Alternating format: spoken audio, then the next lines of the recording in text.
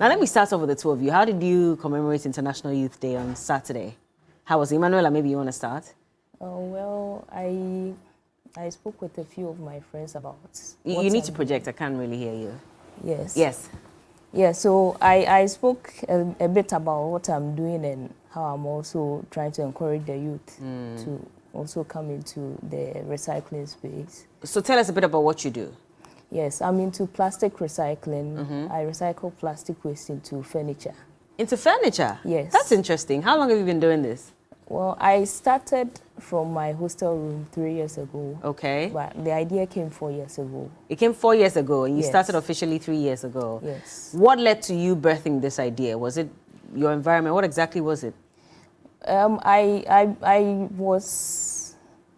was volunteering with some organizations and I discovered that there's something called recycling. So I got interested, and then I found out in Ghana, most people just use the plastic to make certain artifacts. They sell them, but these things come back as waste. Yeah. Things like pencil cases and stuff like that. So I was thinking of a way to get something that lasts longer.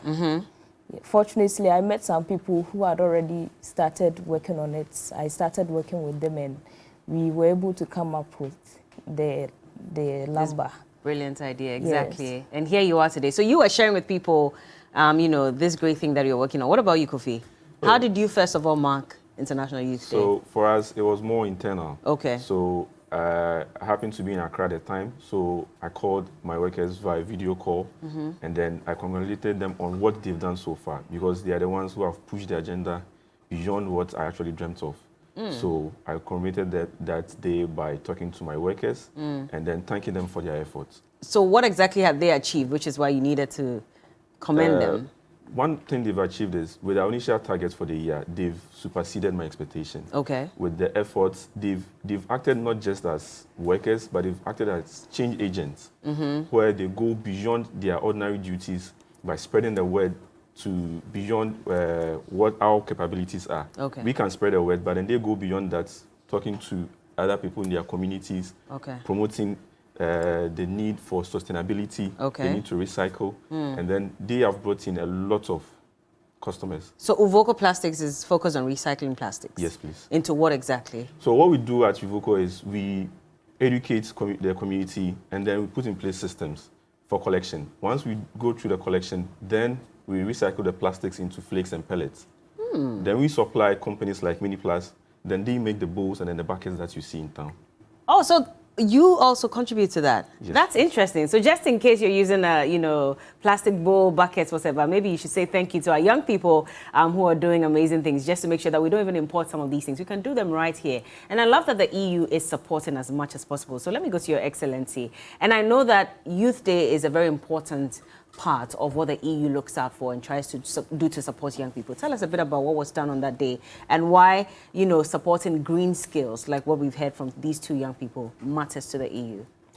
Youth Day for us is almost a Youth Day every year when it comes to Ghana, because one of our key joint undertaking with the authorities of this country is to address unemployment and create what we call green jobs. Yeah. So the main focus of our cooperation with the Ghanaian authorities, with the CSOs, with the business, with a wide range of stakeholders, is to create what we call green jobs and support green growth. Okay. So how does that translate?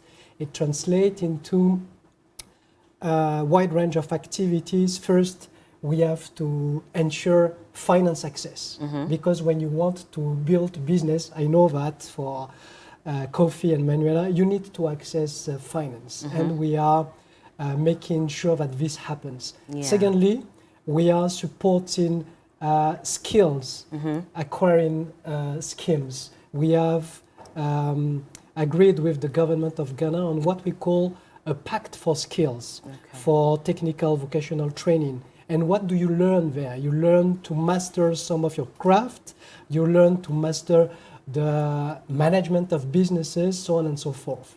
And then we have specific project, and here we have guests from the so-called Green Project Yeah. that we are funding with 20 million euros. Wow. And this is a key, I would say, a key shell for the brilliant, dynamic young entrepreneurs of Ghana to make a difference, creating jobs, and at the same time providing solutions to make their activities greener, more sustainable. So Yeah. I would say these are the key undertakings that we have here together with the Ghanaian government once again, and with people like Kofi and Manuela. How many young businesses is the EU supporting with this 20 million euro funding? So far, we have 5,000 youngsters who have directly benefited from the program. The program is not finished yet, and there are many more which are piling up. But what is interesting is the difference they are making, and they are demonstrating that sustainability is not boring. Sustainability is not a constraint. Sustainability creates opportunity. Yes. They are creating jobs, they are creating growth, they are building concrete things, Yeah. and yet they are implementing sustainable solutions. So I think it's very important to demonstrate that sustainability is not a burden, is not a strain on your business. On the contrary, in a country like Ghana, this is an opportunity to create jobs and to expand and to develop a very idea that you have. Manuela had an idea 4 years ago, Yeah. and now it's beginning as a concrete thing. And I remember in the EU residence when we have celebrated our EU Day, some of the benches, some of the furnitures that they have produced have been displayed Nice. as a token of, I would say, acknowledgement and recognition of the achievement so far. This is fantastic. But coming to you, I know that in December last year, the Kingdom of Netherlands reaffirmed its commitment to helping Ghana fight climate crisis. And of course, green skills was top of the agenda. Tell me a bit more about that. It's been what? We're in the 8th month of 2023, and I believe that the Kingdom of Netherlands has done quite a lot to ensure that this reaffirmation also translates into seen results. Tell us a bit about that. Well, thank you so much. The Kingdom of the Netherlands is focused primarily also on job creation in Ghana, with so many young people trying to contribute to the economy of Ghana. And the Netherlands is focusing on 2 areas, mainly in the field of horticulture, so vegetable and fruit production, and of course in the field of cocoa, because of the strong relationship between the Netherlands and Ghana on cocoa, as much of the cocoa comes to the Netherlands. Me personally, I have the privilege to also work for the horticultural track, so I'm very honored to do that because I think it's very interesting. The horticultural market in Ghana, I would say, is really opportunity driven. Currently, you see that so many of the produce is coming from other countries, for instance, from Burkina Faso or from neighboring countries in Côte d'Ivoire or Togo, or even from the Netherlands. While your climate is perfect, your soil is very good, and you have a lot of young people that are very interested in developing their own company, as my 2 colleagues here can attest to. And what we do as the Netherlands is try to support that will to grow and to transfer our knowledge basically on horticulture production and grow these companies. I think it's actually very twofold. You're focusing on climate smart practices, on nutritious and healthy food, and building companies, entrepreneurship in Ghana. I like that you're talking about that because nutritious, healthy food, we're talking about our waterways and the fact that plastic waste, unfortunately, is taking over our coastal areas. And so you think that you're eating healthy by choosing fish, but in actual fact, when the fish is brought on land and prepared, you find plastic waste in there, and that makes it even more poisonous. So how are we ensuring that, of course, yes, we're building a sustainable economy, but how does the education trickle down to the regular Ghanaian to make sure that they can also have the plastic recycled by some of these young businesses as well? Yeah, I think they really show how important it is to look at plastic also as a value stream, as something that can produce value. And like you rightly are saying, there's enough plastic to be found, unfortunately, in Ghana, and especially on the coastal areas. But you also see that a lot of these young entrepreneurs are focusing on that issue and trying to collect all that that plastic, maybe even use the word mining the plastic and use it for something else to create value. And that's really interesting. That is. But Your Excellency, coming back to you, there was this scare, especially because of Galamsey, the fear that a lot of young people, unfortunately, were getting involved in Galamsey. And just this weekend, I saw a very worrying video of a young man who was boldly telling everybody why he's involved in that. Also because they don't have jobs. And they constantly complain about that. So we're talking about cocoa production. Most of our cocoa is transported to the Netherlands, for example, to produce chocolates. But our farmlands are unfortunately suffering as a result of that. So we cannot even produce as much as we can. How does the EU intend to help Ghana tackle this matter to ensure that, yes, we're talking about job creation and green skills, but we're also trying to save our environment so that we can fight climate crisis and everything that it comes with? Now, precisely what we are committed at is to support value chains which demonstrates clear benefits, and I insist for the people. It's not making balance sheet when it comes trade, when it comes to the balance sheet of businesses. We are focused on making a difference at the level of the people, the individual. You have mentioned cocoa.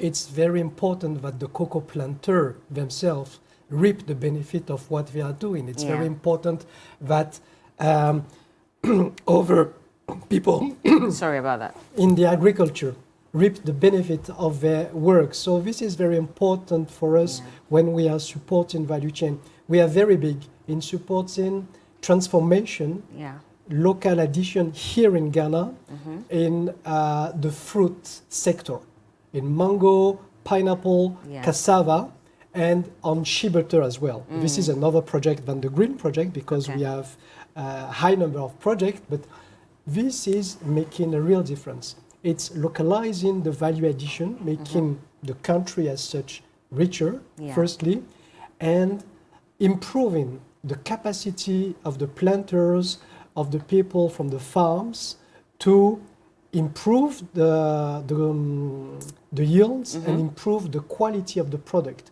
that most of the time they are exporting in the EU market, but globally as well. So these are the opportunities and the strides we are making, not only in one commodity, not only in one sector, but we are trying to support best.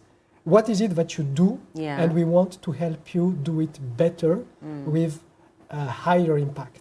How many more young people are you looking forward to supporting and encouraging to get into this field of green skills to also better sustain the economy and our environment? So far, when we make our calculation of all the projects that we are running in this field, because we are doing many more as well, we are speaking about tens of thousands of youngsters who are directly benefiting the programs that we are running. And once again, this is one of my favorite programs because we can meet people whose life have changed, but themselves who have changed the lives of the people they have hired, people with whom they are dealing when they are with their off-takers, off-takers of plastic pellets, for example, so on and so forth. But this is one of many, and we are speaking about tens of thousands of beneficiaries. And across Africa, it's 3 billion euros that we are investing precisely to support access to labor market for the youngsters. Emanuela, sorry, pardon me. Now, he talks about how lives have changed for young people like you. When you look at yourself, what would you say has really changed since you started this project? And how have you been able to also impact in the lives of other young people working with you? Yes, so when I first found out about the project from a few friends, they sent me a link. I applied to do the incubation program, which lasted for 6 months. And I saw that this one was different from some of the programs I've been in. It's very practical. They actually come with you into your business, and they build your business from the ground up with you. In corporate management of your business, in the finances, in your operations, everything about your business that needs fixing. Yes, the program helped to build all these things up. And also with the financing of the business, I won a grant from the Green Innovation competition, which is 25,000 euros. Wow, you're rich. Can you employ me, please? We'll talk about it. We'll talk about it. Yeah. No problem. So the European Union gave me 25,000 euros to build a facility and also to buy machines. And frankly, without this money, I don't know how I would have gotten it. It will be a bit difficult to raise that kind of amount in a short time. So that's how they help me personally and my business. Apart from that, for people I'm working with, it's also benefiting them with jobs. And the partners I'm also working with is also getting them some revenue if I'm getting my supplies from them. I've worked with people from KNUST. By the way, I'm a student of KNUST. Oh, so you're still in school? Yes. Okay. I'm in third year studying forestry. So I've worked with some of the students there who offered to be volunteers. Some of them didn't really know much about recycling, but since we started the project, they were able to know more, and they are interested. Some are interested in actually going into it. There are also technicians who they've been working with wood, but with this project, they've also discovered another material they can work with, and they are interested in going further with it. And apart from that, there are also, I started collecting plastic in my school. So I worked with older women who go around to collect the plastic, and some of the students also. So it's made an impact on all these groups of people. And and even the older generation, because then you're offering them some form of income by collecting these plastics, right? Exactly, yes. That's fantastic. Kofi, if you look at all that's happening, of course, I'm sure you'll tell us a bit about how you have also benefited from the EU directly with your business. But there's a concern that Africa in the next couple of years will have the youngest population across the world. And that means that we need to equip ourselves with all the resources and the skills so that we can also better develop ourselves and be ready for the world of markets. Do you think we're making progress with that if you look at the business you're doing and the support you're getting from the EU? Yeah, I believe we are on course. Because, take an example. Let me give you a typical example. Myself. I came out of KNUST, MBA, and then I found myself unemployed. So going through the market, circling through the market, I realized that, okay, there's an opportunity in the green space. Okay. So I had market research and decided to go into recycling. So that wasn't even your plan when you were doing your master's. What did you study? Finance. Oh, wow. So and you were unemployed for how long before this idea came I was unemployed up? for over a year. Wow. I attended countless interviews. They were not even the results I needed. So I said, okay, let me look at going to being self-employed. Yeah. So through that, when you started, when I went out and had my market research, I came out and decided to start Uvoko. So when we started, initially we had some few employees here and there, and then we grew beyond what I was even expecting. Then, thanks to the EU, I joined the SMV Green Incubation Program. So it was there that I got the insight into how to actually manage a sustainable business. So we got insight in terms of operation management, in terms of human resource management, in terms of marketing. Marketing is very key. So we grew from just the ordinary collection of a ton a month to over 12 tons a month. Wow. You can see the impact. They also went beyond that to actually establish that market linkages. So through trade shows, through B2B trips, where they actually do the hand-holding, take you to the industry. Yeah. Tell them that this is what we have. These are people who are in your space. Can you kindly look at their products? Yeah. Do they suit what you do? Then if they have to make adjustments, then we talk it through, we make adjustments towards that. So when you look at that, the impact that they have given us has transformed how we are also doing our business. And in doing so, we are employing the youth, giving them the skills. So, for example, I've had people who worked for me initially as employees who are now my agents. So they've stepped out of employment with me directly for me to become agents, and they are spreading the impact elsewhere. So when you come to Africa, and then going back to your earlier question, Yeah. there is that gap where we need to attack, in the sense that when you look at the current trend, there's youth unemployment, all right, but there's so much opportunities out there when it comes to the green space. Be it as young people in Africa, if you know what you are doing, if you have the right information, if you meet the right people who have the information, and then they enlighten you about the opportunities out there, I believe it will actually cut down the amount of employment we have here. But because of COVID, it looks as if everybody's focused on technology, because we all say technology is the way to go. So everybody seems to be forgetting about green skills. And honestly, if it wasn't even for this conversation, I'm sure there's someone somewhere who probably didn't even know that there were opportunities available like this. How do you encourage a young person who's watching now to go into this field? And Bram, I'll come to you shortly, but I just want to hear from Kofi. Okay, so there are countless opportunities out there in the green field. Beyond just the employment, it's in two folds. So I'll use my sector as an example. There's opportunity to become a supplier, where you supply aggregators like ourselves. There's an opportunity to become an aggregator, and beyond that, you can process. There's opportunity for you to even become just an agent, where you sit back, you link suppliers to aggregators, or aggregators to customers. Okay. And then when you look at going beyond that, there's also the vast opportunity for professionals who are into, let's say you graduated with skills in environmental science. You can become an environmental consultant. So there's that huge opportunity out there. And when it comes to technology, vast opportunity, using social media and other technologies out there to reach out to people, to tell them what's the importance of sustainability, and then the job creation aspect as well. So they're intertwined, Bram? Yes. Are they? They are. Okay. Definitely. And I think this is really inspiring to see.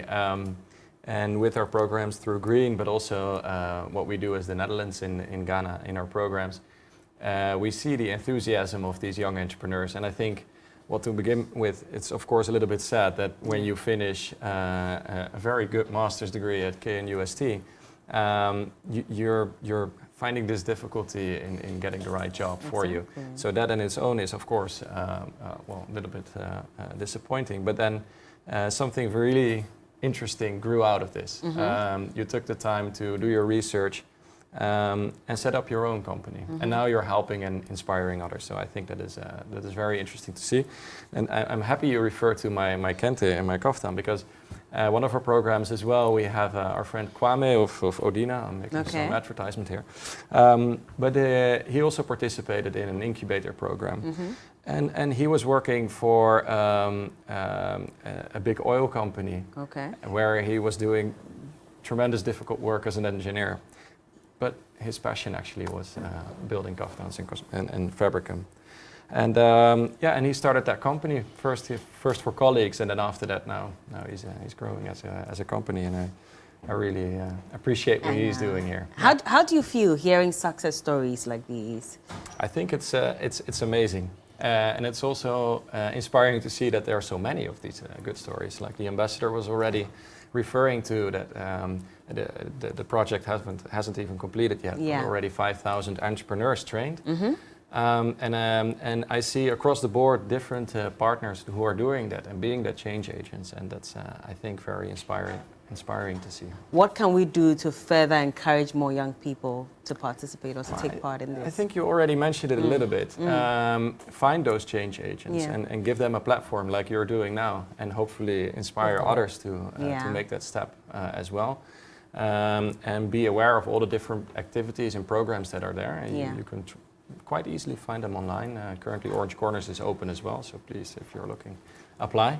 Definitely. And I think those are the most important. Your Excellency, what about you? So what can we do moving forward to encourage encourage young people to take part in this program that the EU is offering, to ensure that they get some investment in their green programs as well? First of all, I have to say these are the most rewarding part of the job, because you see the impact of what you are doing collectively. Yeah. So Of course, we will stay committed and engaged because this is a key priority to support Ghana in this endeavor of sustainability. But the important part is supporting Ghana. Yeah. It means that the appropriate policy making, the appropriate opportunities, the appropriate environment, I would say, as a business and as a sector, has to come from Ghana itself as well. So we are supporting that because it has been indicated as a key priority for the country, and it has to be prolonged, I would say, with the appropriate environment and policy setting. Your platform is important, green is important to testify, and I would like to acknowledge the good work of SNV, a Dutch NGO, UNCDF, who is doing the tech part. They are doing a tremendous job, but they are doing it because they are successful, because you have the talented youth. Kofi and Emmanuel are a testament to that, and there is a need, and this need has to be addressed with the appropriate measures. Definitely. And this is beyond us, I would say. So what is the plan? Because International Youth Day, maybe it's just one day, but then I'm sure that there's a series of activities that the EU is rolling out, and I want to find out from you, what exactly is the plan? This year is the European Year for Skills, and at the very beginning of transformation, you have skill acquisition, education, and this is a key area where we are investing a lot, supporting and expanding the basis and the opportunity of youngsters to acquire technical and vocational training. This is one area. The other area is direct investment in the capacity of finance access. We have last year, given 170 million euros to the Development Bank of Ghana, which in turn is supporting the commercial bank to make available the financial solution for the entrepreneurs. Okay. You are SME, you are MSME, you are a young entrepreneur. This is supposed to benefit you. On the other front, we are supporting as well another type of schemes, which is direct support to companies who are invested in sustainability. I want to speak about Solar Taxi. Solar Taxi is benefiting directly from our support together with the French, and they have created 5,000 jobs. Wow. They are rolling out 4,000 solar-powered scooter. And of course, to drive the scooters, you need scooter drivers. Yeah. So they have created 5,000 jobs. So there are many programs that we are supporting. And once again, this is one of the key pillars of our commitment. And I insist, this is a priority which is not an EU priority. It's a priority which comes from a dialogue with a broad range of stakeholders, of course the government, and we have agreed this is the way to go. And I think this is something we would like to continue and would be happy to see prolonged by national efforts. I'm looking forward to that. But Bram, what about you and the Kingdom of Netherlands? What exactly are you doing in partnership with Ghana, to expand this project? That's a very good question. Like I already talked about a little bit before, is we focus on horticultural production, so fruits and vegetable production in Ghana. We're working together with the agricultural colleges in really looking at the right techniques for farming. But we're also working with directly with the companies and actually farming as a business, because it's not only the techniques that will grow you and grow your company, but it's also getting the financials right, the administration right. And I think Kofi already mentioned that SNV and Green did that as well. So we're also working directly with farmers and trying to look at the broader value chain. Basically, our focus is on skills development, on access to finance, and on an enabling environment. And with enabling environment, we look at it from two different angles. One of them is rules and regulations, because it's important to know as a farmer what is necessary to have healthy food back in the available in the supermarkets or on the Dankwa. And that means that you have to have a good use of chemicals, for instance. Perhaps Okay. a little bit too much chemicals are being used at the moment, which is not adding health in Ghana. And we also discussed that it's very important to support the network of farmers and people that are active in the value chain. Okay. So we're setting up a horticultural business platform where farmers and people active in the industry can meet each other. And there we also work together with Green, because we hope to see that those initiatives will work together. Yeah. So everybody basically comes together and can enjoy all the different activities and actions that are being taken. So the key priorities, because we're also looking at the SDGs and how to achieve them, right? So your key priorities would be? Decent jobs and income. So we want to create jobs and create green and sustainable jobs for Ghanaian youth. Decent jobs and income. So Emmanuel, I come to you and I ask, is this profitable? Yes, it is. Okay. Because more people are now getting aware of sustainability and how to incorporate it into their lives. So if you decide to go into it, then you can also develop ideas, or you can improve on the already existing ideas Yeah. and make money from it, while also creating an impact for people Other around you people. who are working with you. What is it like being a woman in this field? Because I can just imagine how male-dominated it is, and they probably see you and are thinking, what is this tiny woman doing here in the first place? What are some of your challenges? Well, I do most of the technical part of the work, and if you are, even when you go to the normal carpentry area, if you are a lady and you are working, people think you don't know what you are doing, Yeah. and you are not able to do it like the way the men do it. But if you have the guidance and you are able to, like, you really put yourself into it and you decide to do it well, then your work will also speak for you. Yeah. So that's what I'm trying to do. I'm learning from people who have already gone into the industry, and I'm also learning other things on my own to make sure I improve the quality of my work and make sure my work speaks for me. So even if somebody doesn't know it's a woman who did it, and they see it, they will know there's quality work. Exactly. And then when they see that it's a woman, then they will be more inclined to invest in it. Yeah. Your Excellency, you wanted to come in on this one. Yes, because this is a very important topic that you put on the table. More than 60% of the beneficiary of the Green Project are youngsters, Okay. and overall 41% are women. Wow. So I think it's a very important dimension here as well in terms of socio-economic integration, participation, and empowerment. Of course, youth and women are key targets and key audience of our programs. And I'm very proud of what Emmanuel has said. It's not because it's done by a woman Yeah. that the quality is of a lesser, maybe the opposite, I would say. It's true. Kofi, don't feel left out.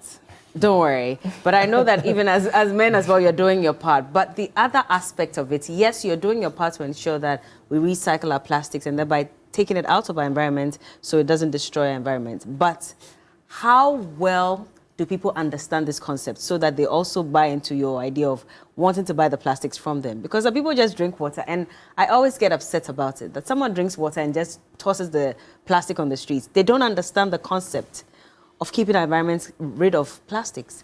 How have they been able to understand your concept in order to support your business? Right, so from the outset, it wasn't so easy. Takwan Swayim, where we operate currently, the culture of recycling wasn't there. So we had to build a culture from scratch. So we used a variety of schemes in terms of education. So we started by educating schools and then communities and institutions within the community to build a collection base. So after building the collection base, we went further to put in place collection schemes. We had to also vary those schemes to ensure that it was convenient to the people. Yeah. After putting in place the collection scheme, then we went ahead to give them a reward system. So to answer your question, the reward system or the scheme is what has promoted the culture of recycling in Tarkwa and okay. Swahim. So you put out the reward scheme, it's favorable to them. Yes. It can be in the form of cash, it can be in the form of renewing your NHIS, it can be in the form of many other things, or give me a bin. I see. So once you're able to achieve these things, you're able to vary these schemes.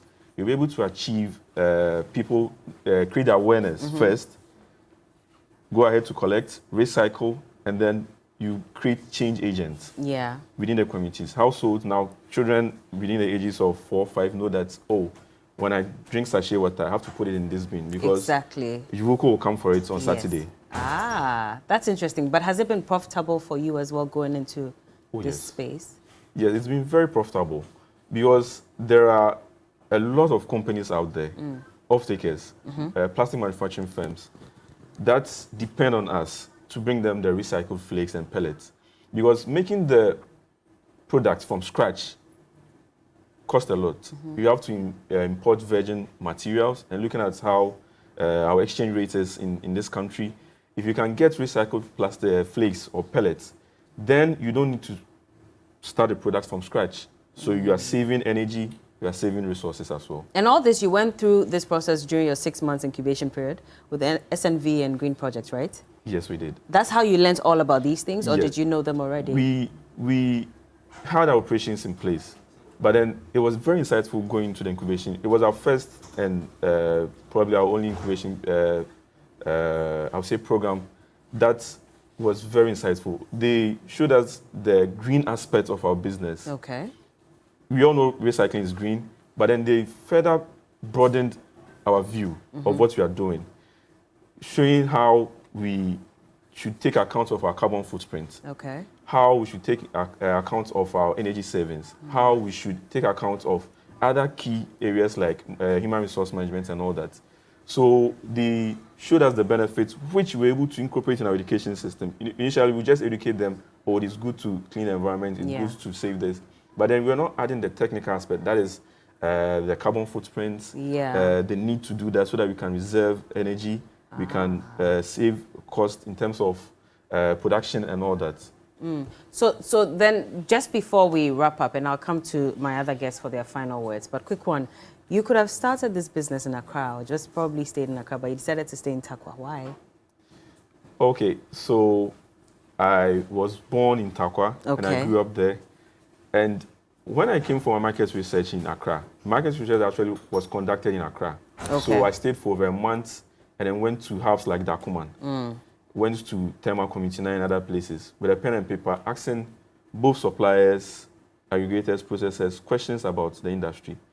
When I got all the information, the data I needed, I came home back to Tarkwa and I sat down, examined the socioeconomic fabric of Tarkwa, and I realized that, okay, you can actually implement this here. Okay. Because one, there's the base, the collection base. If you're able to establish the culture and they buy in, you get your supply. Get it, yeah. And then I looked at the other resources I had, say the power and other things. I realized, okay, I have some things that I can actually use Yeah. to go into it. So establishing at the local level is very key, because if all businesses had to move to Accra, then we are leaving out our friends and family back Exactly. home in the local level. And it's key to also spread the word of sustainability at that level, because if you can get communities to take ownership of their actions in terms of the environment, Then it would be great. Final words. Bram, I'll start off with you and then I'll go to Your Excellency. Yeah. Well, thank you so much for inviting us here today. And yeah, we're looking forward to the future partnership with all these change agents. Yeah.